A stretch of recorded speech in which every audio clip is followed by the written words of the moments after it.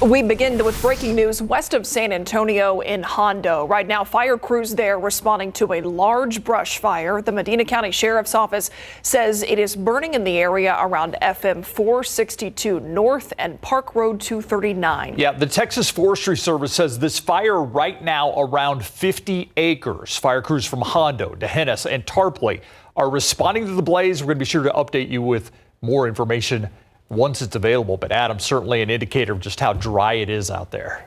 Yeah, it's very dry. We have all the ingredients for a high fire risk and fire danger because of the dry grass, dry vegetation.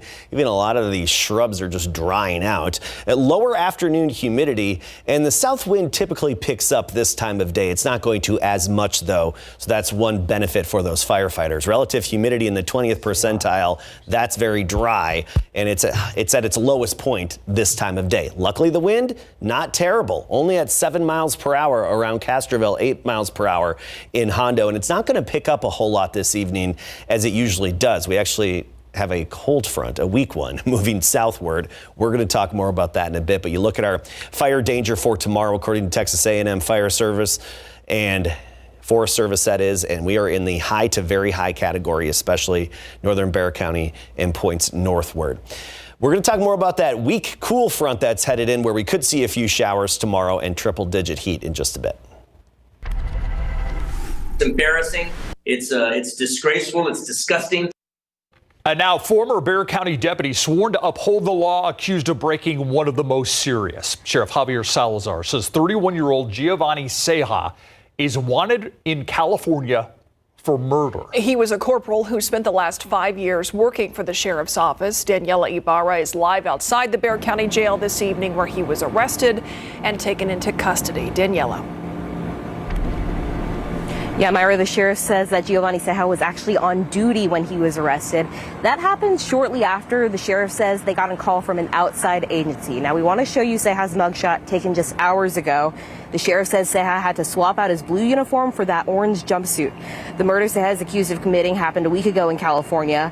Salazar says they found out when the Riverside County Sheriff's Office called this afternoon about a murder warrant. Salazar says he was told Ceja was in California visiting family when he got drunk and borrowed a relative's car. According to the Riverside County Sheriff's Office, Ceja hit a man who was pulled over filling up his car. They say Ceja did not stop. That man, he died from his injuries, and Salazar says Ceja didn't say much when confronted today.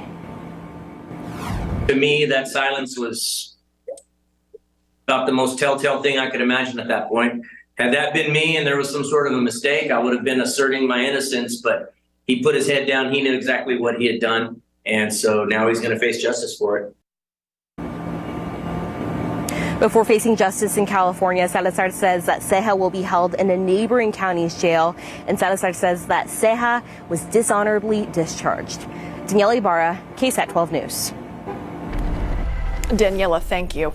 It's a daunting question facing school leaders across this entire country: how to keep kids safe in schools. Today, Congressman Tony Gonzalez, who will be speaking with us live in our KSAT Q&A coming up later in this show, he organized a roundtable discussion between school leaders and local law enforcement. As Jonathan Cotto reports, districts are running into challenges meeting new requirements. With kids headed back to class, adults in key leadership roles gathered today to discuss ways to keep them safe. We need help applying for these grants. House Bill 3, set to go into effect on September 1st, will require all school districts to have at least one armed officer on every school campus. It's great to be able to pass legislation to say you got to have a cop on the campus, but we're not going to give you any money to do it. At that point, it becomes more problematic. A lot of our schools are with South San ISD Superintendent Henry Izaguirre says while they want to abide by the new law, they will have to file for an exemption. I want to assure our community that we are safe. We are providing the services that we need in covering our schools. However, it will be difficult September 1st to have an officer at every school. Izaguirre says qualified applicants aren't applying for the job, so one armed officer will have to patrol more than one campus, at least for now. Many of our schools are within a good proximity for us to respond should we need to. We will be exercising that to the best of our ability. Implementing improved access control measures, enhancing emergency response plans, and investing in mental health resources for students were also key points highlighted in the discussion. I don't want us just to focus on the reactive, but looking and seeing the mental health issue, having more counselors, social workers, smaller class sizes. All those things would be important so the adult can focus on the child's needs. Jonathan Cotto, KSAT 12 News. The family of a 14-year-old warning others after they say she found a phone trying to record her while she was in a dressing room at Forever 21 in La Cantera. She snapped this photo of the phone dropped on a pair of jeans. She said when she bent down to look, a man moved the phone and the jeans to the other side of the stall where she could see another girl standing. When he moved the phone, she could see it was in record mode. Her attorney said luckily she had not undressed, so she was able to run out to tell her dad and an employee. That manager said she recognized the man who was allegedly recording by his shoes. I said, oh yes, I recognize this individual. We've had prior accusations, but we've never been able to get a good photograph and ID him. Now, the girl got this picture of the man before they say he ran away from the store. We're blurring his face because while San Antonio police are actively investigating, today they said due to the integrity of the case, we cannot confirm at this time that the pictured person is the suspect. We also reached out to Forever 21 for a comment. We haven't heard back yet. The San Antonio police are investigating an early morning shootout. This happened around 4 this morning at the Merida Apartments near Loop 410 and Starcrest. Officers say a man was found inside his home there with a gunshot wound to his leg. Police said there was some sort of shootout between two groups of people. One neighbor said she heard at least 15 shots. The victim is expected to recover. He told officers the shooter drove off in a dark-colored sedan. The San Antonio Fire Department says an electrical malfunction caused a fire at a home overnight. It happened about 1:20 this morning at a home in the 400 block of East Mitchell Street. It's not far from Roosevelt Avenue. Firefighters say the blaze started in a detached garage before spreading to the home. There you see some of those sparks arcing there. 3 people were inside the home. They were all able to get out okay. No injuries were reported. Over to Laredo now, and tonight the community mourning the loss of 4 teenagers killed in a crash over the weekend. Laredo police say the driver allegedly lost control of the car, hit a curb rail early Sunday morning. The impact caused that car to go over the rail and into a wall on Highway 359. According to police, the car caught on fire after hitting that wall, killing the 4 teenagers inside. Their ages range from 15 to 18 years of age. The names have not been released. Laredo police say speed was a factor in this crash. Texas is suing Shell and Pemex for a massive fire at one of its chemical plants. Together, they own and operate that chemical and refinery complex near Houston that went up in flames back in May. The Wall Street Journal reports that state officials allege the fire caused mass quantities of contaminants in the air. The suit also alleges the pollutants flowed into nearby waterways. The Texas Commission on Environmental Quality is asking for unspecified monetary damages and other relief.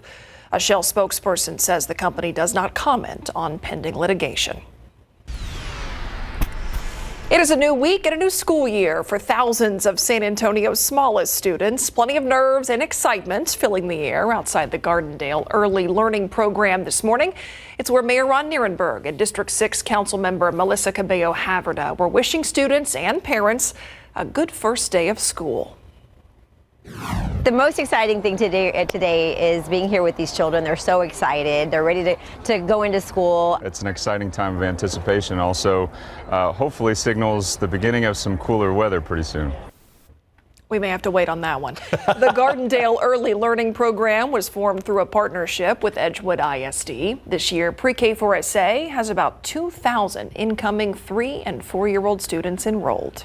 Well, today, Southwest ISD celebrating the opening of their new mental health center. Parents and students can access services free of charge, like one-on-one sessions and group counseling. The center also has 7 therapists that focus on everything from self-esteem and self-confidence building to coping with depression and anxiety. Ready to get started. We've been here all summer preparing these offices and spaces, so I'm honestly, this is just a dream come true. It's quite a place. Families can start making appointments right now. Just go to swisd.net.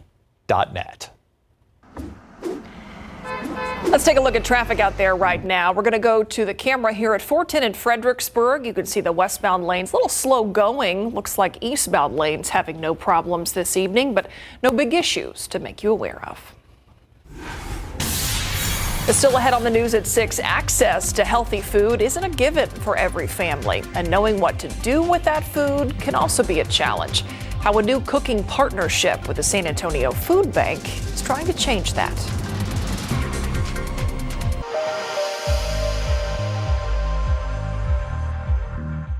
In a city full of history, I think people like to have a sense of where they came from. there are names behind every story. I would drive around town and I'd see names, streets and parks and stuff. I said, I wonder who that guy was. He didn't suffer fools and didn't have patience for people he didn't like. He had a really awful, tragic death in 2006. So they fought for 10 years. Wednesday on the news at 6, KSAT explains the story behind San Antonio namesakes. Maybe you never ask the question, oh, who is that park named after? But maybe someday you will.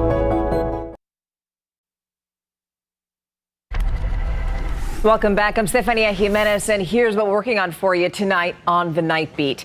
2 local priests could be charged. One is in Bexar County, the other in Comal County. This is after sexual misconduct allegations. Tonight, how those allegations came to light and also what happens next. Now, you're probably thinking about water conservation as we're dealing with the drought here in South Texas, but there is an area where water has been spewing reportedly for months. Tonight, what neighbors are saying about the leak and how San Antonio water system is responding. We'll see you for those stories and a lot more tonight on the Nightbeat.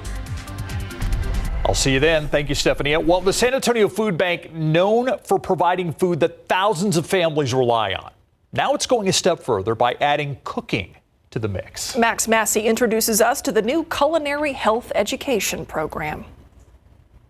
Kids, elderly people, some families, 7, 8 family members in their household. We're honored that we could help them out.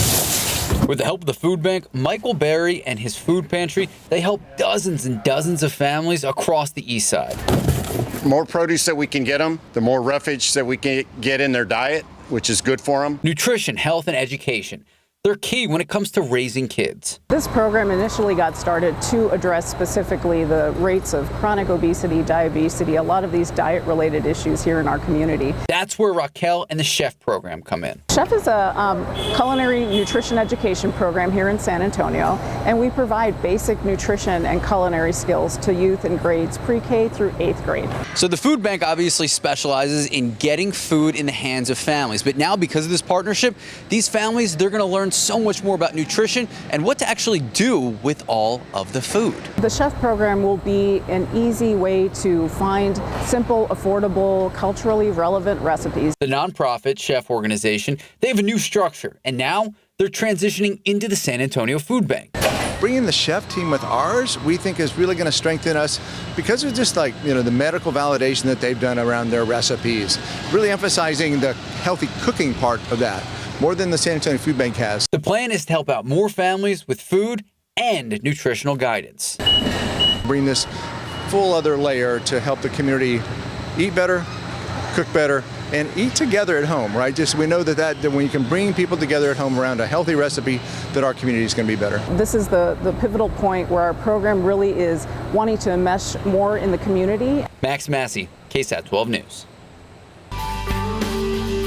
Our KSAT community team will be setting up shop at the Alamo Dome next weekend for the KSAT Pigskin Classic, and we're excited to collect donations for the San Antonio Food Bank during all 4 of those games. You can scan this code on your screen right now to make a donation, or you can just head to our website, ksat.com, to see the full list of the items the food bank says they need most. And a quick reminder to get your tickets for this year's KSAT Pigskin Classic. They are on sale now.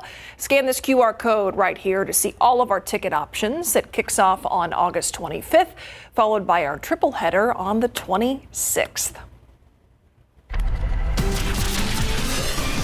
All right, let's take a live look outside with live cam. 102 degrees. And Adam, when we're talking about the Pigskin Classic. Yes. All right, I've not been to a high school game in a long time before last year's Pigskin Classic.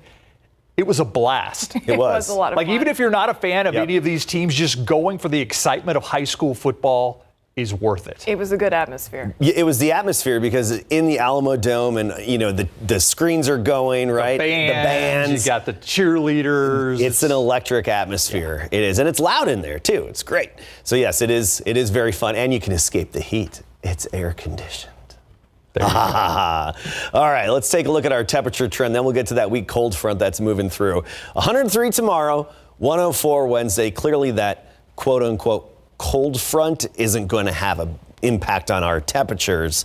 It will drop our morning lows just a smidge, but not very much. By the way, Wednesday and Thursday should tie or break the record highs at 104 and 106. And then by this time next week, we'll make it to our 56th 100-degree day so far this year. So here's that weak cold front. Weak, not quite as hot front. We'll show you the temperature difference in a moment. But first of all, let's talk about rain. Not much along it, but a few showers and thunderstorms have popped up near Waco, southwestward, all the way to San Angelo. Not a whole lot with it, but this is going to continue to push southward.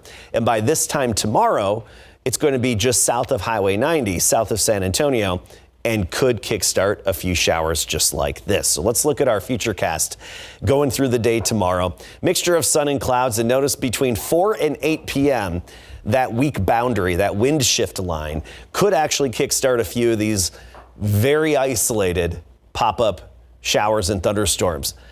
Don't anticipate rain tomorrow, okay? That's my advice. Don't expect it. But if you do check your KSAT Weather Authority app and you look at the radar, don't be surprised if elsewhere you see one little shower that's popped up anytime between 4 and 8 p.m. Slightly better chances south of Highway 90. We give that a 20% chance, but that's all we're talking about. All right, the temperatures. 101 officially at the airport here in town. 105 Pleasanton and New Braunfels. 102 Uvalde, Creasel Springs. 106. Now you look at the cold front, and it's separating low 100s from the 90s. Right, so cold front, technically, meteorologically speaking, it's a cold front, but no, it's not going to make it any cooler out there, really, not have much of an impact. But hey, Amarillo, 81, Lubbock, 86, that's a break as you get farther behind the front. It will be washing out just south of us in our neck of the woods, middle of the week. Notice far behind it in the core of the cooler air, only 70 in Minneapolis, 69 Chicago, 64 right now in Green Bay. Talk about a difference. And also they've got some good rainfall, good soaking rain with that disturbance behind in the cool air. Our heat high is actually weakened a little bit and elongated. It's still going to be impacting our weather, but it's going to be building over the four corners throughout this week and then gradually moving eastward. And it's going to center itself over Missouri and Iowa, the middle part of the country.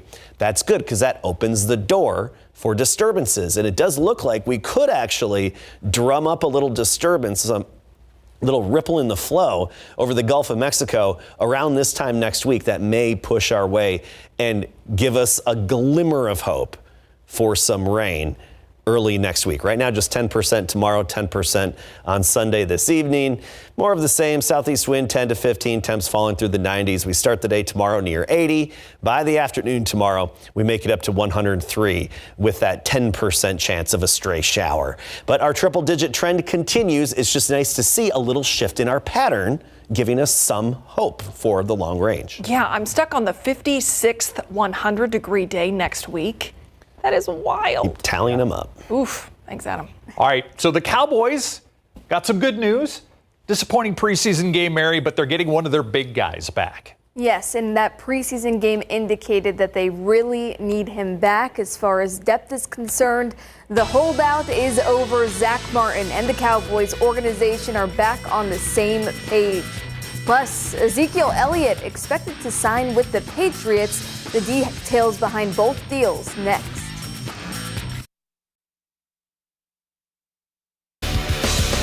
Football coverage brought to you by Davis Law Firm. The holdout is over. The Dallas Cowboys and All-Pro guard Zach Martin have agreed to a reworked contract after Martin missed the first 3 weeks of training camp and preseason opener. Martin, who is going into his 10th season, will be paid at least $18 million in each of the next 2 years. The deal reportedly will add at least $8.5 million, with both years fully guaranteed. It's unclear when the guard will be back on the field, but Martin posted a message on social media that simply read, "Back to work." This is a huge deal that the Cowboys have re-signed Zach Martin. After you watch the first game, you can see that we all are worried about the depth that we have. So pulling in a guy like this, a leader in like this, just makes it all that much better going into the season. Well, after 7 years with the Cowboys, who released him back in March, Ezekiel Elliott is expected to sign with the New England Patriots on a one-year deal worth a maximum of $6 million. Zeke was selected 4th overall by Dallas in 2016 in the NFL draft. He exploded to a first-team All-Pro season in his rookie year, but in the last 3 seasons, he's only eclipsed the 1,000-yard mark once. What a weekend for former UTSA and Judson standout Sincere McCormick. He had 9 carries in the Raiders' preseason debut against the 49ers on Sunday. He rushed for 27 yards and that late touchdown in the third quarter. Later in the fourth quarter, he had 1 catch and 2 for 2 yards and another touchdown. You know, he has to be loving that feeling in a jam-packed Niners and Raiders game. Las Vegas won 34-7. Both touchdowns came after turnovers. After the win, former KSAT 12 sports intern Tina Nguyen caught up with McCormick in the Vegas locker room. It means a lot, just having a whole organization behind my back, knowing that they have, belief and trust in the process, and I continue to show them over and over that, I'm ready to play, I'm here to play, and I'll do anything and whatever it takes just to continue to show them that I belong here. Your old ball coach, Jeff Traylor, he was watching. Yeah, man, I hope I texted him whenever you got the first touchdown. He's really proud of you, and then he's saying Leroy. Oh yeah, Leroy. It's crazy because my boys are over there. Leroy is over there, Spencer's over there. Yeah, San Antonio, Cali kid. Okay, cool. I used to intern at KSAT 12 with Larry Ramirez and Mark Mendez. Yep. They texted me about you. They were like, I was like, I'll get the sound of him. Oh, yeah. From childhood pals to opposition on the big stage, New Braunfels High School baseball was on full display in Sunday's head-to-head matchup between Bryce Miller's Seattle Mariners and Jordan Westberg's Baltimore Orioles. The two offering a tip of the cap during Westberg's first at-bat. What a moment it was. Here's how it played out. Westberg went 1 for 4 at the plate and was struck out by Miller. Miller went 5 2/3 innings, finishing with 2 Ks, allowing 2 runs on 5 hits. Baltimore won in extras. What about that? Locals on the big stages. And I want to go back to that Sincere McCormick thing. It's so great to see a guy like that succeed, even if it's preseason. Oh, yeah. Yeah, and this is the time, to prove it. And to live up to the moment, that's huge. So Absolutely. Special. Thank you, Mary. Still to come here, joining us here in studio, we have Congressman Tony Gonzalez for our KSAT Q&A. It's next.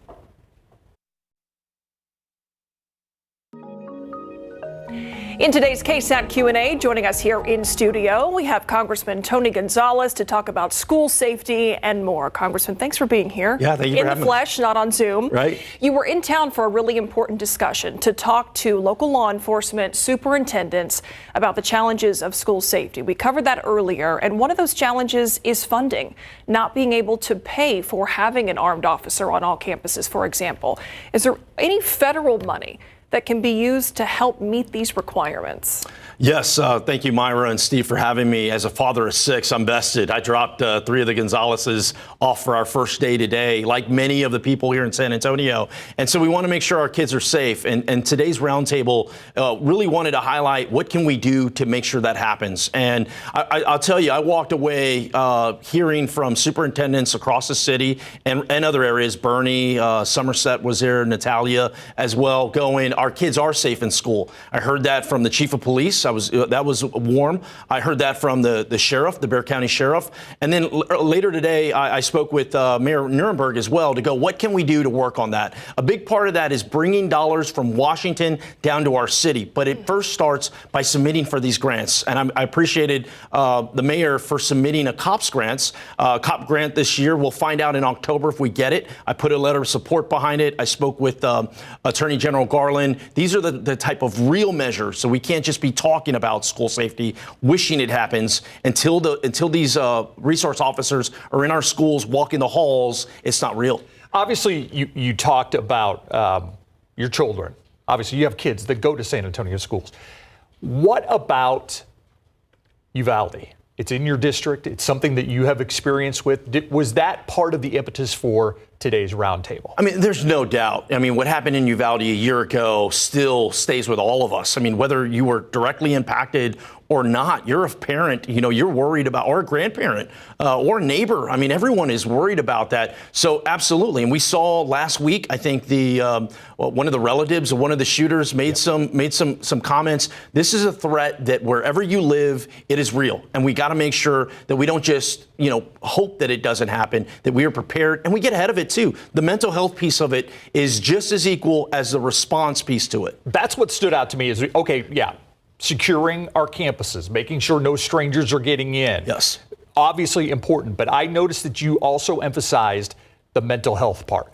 Talk a little bit about that, and are there things from the federal government that can help some of these local school districts when it comes to mental health resources? Yeah, these COPS grants and these Stop School Violence grants are there. They're already there. We passed this bill, the Safest Community Act, billions of dollars in that, but it's getting it from Washington to our schools. The positive thing is in this COPS grant, it is expanded to 21 different areas. So it's not always just the police officer. It could be doors, it could be accreditation, training in some cases, a mental health clinician. So there's a lot of opportunities for wins. A big part of today was getting the superintendents involved and to go, you're not alone. I'll also say that it isn't always a government solution. I work with Matthew McConaughey to have a private entity response. And he recently rolled out these Green Light Grants Initiatives, .org. Any parent can go there and kind of see what grants their school qualifies for. He and his wife. And his wife, Camilla, has been incredible throughout this entire deal. This is one of the things where everybody's vested. How do we get to the problem and really the solution? The solution is already there. The money's already there. But how do you bring that home? It's not fair for the city of San Antonio or any city to have to fit the bill alone. So, it's nice to hear from local law enforcement that they believe schools are safe. Yet we do continue to see threats made to schools. We continue to see actual school shootings take place. So when somebody sees someone like you organize a big meeting today with a lot of people in power, they want to know what's going to come out of it, right? So what are you going to do with this information today to try to make a change, make a difference, and make them safer? Yeah, the big part of it was twofold. One is these grants. How do we bring these grants back home? One, get the local entities to apply for them.